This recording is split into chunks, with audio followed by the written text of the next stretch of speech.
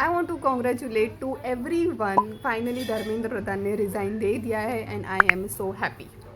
जिसके लिए मैं ये रील बना रही हूँ, द मेन टॉपिक, मुझे अपनी इस रील के लिए मुझे काफ़ी ज़्यादा हेट मिला। लोग मुझे ऐसे बोल रहे थे कि यू आर लूजर्स, तुम हमारा हक खा जाते हो। एंड जब उसने ऐसा बोला कि तुम हमारा हक खा जाते हो, I just want to ask, इतने सालों तक दलित्स को, ST SC OBCs को कहाँ हक मिल रहा था? उन्हें कौन सा तुम टच कर रहे थे? उनको तुम कौन सा अपने घर पे बुला रहे थे? उनको बहुत ही गंदी तरीके से ट्रीट करते थे। And then you have the fucking audacity to tell me कि हम तुम्हारा हक खा जाते हैं just because of the reservation.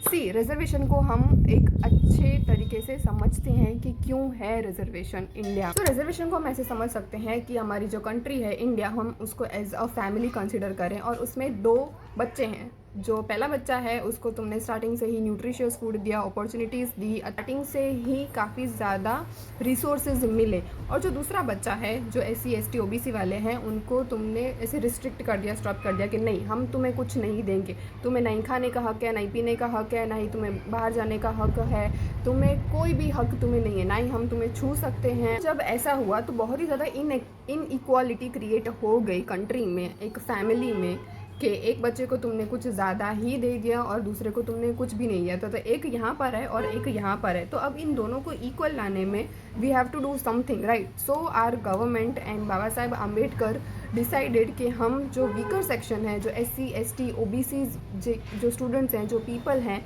उनको हम रिजर्वेशन देंगे, इनको ऊपर लाएंगे ताकि ये दोनों इक्वल आ सके।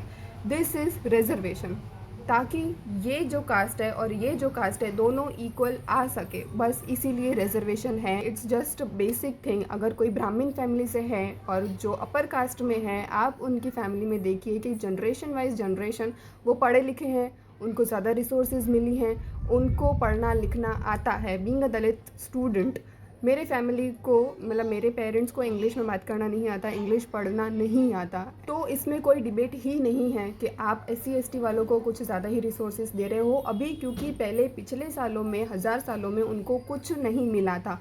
आई नो, जब मैंने बाबा साहब अम्बेडकर के स्टोरीज़ मैंने सुनी तो उनको ना ही पानी पीने का हक था। उनको पानी ऐसे ऊपर से दिया जाता था ताकि वो ऐसे अशुद्ध ना हो जाए, अछूत ना हो जाए। जो अपर कास्ट वाले हैं, घर से अपनी एक बोरी लेकर आओ, वो लेकर आओ, उसके ऊपर तुम बैठना, और क्लासरूम के बाहर बिठाया जाता था कि तुम क्लासरूम के बाहर बैठो और फिर पढ़ो। तो इतना ज़्यादा डिस्क्रिमिनेशन होता था तब।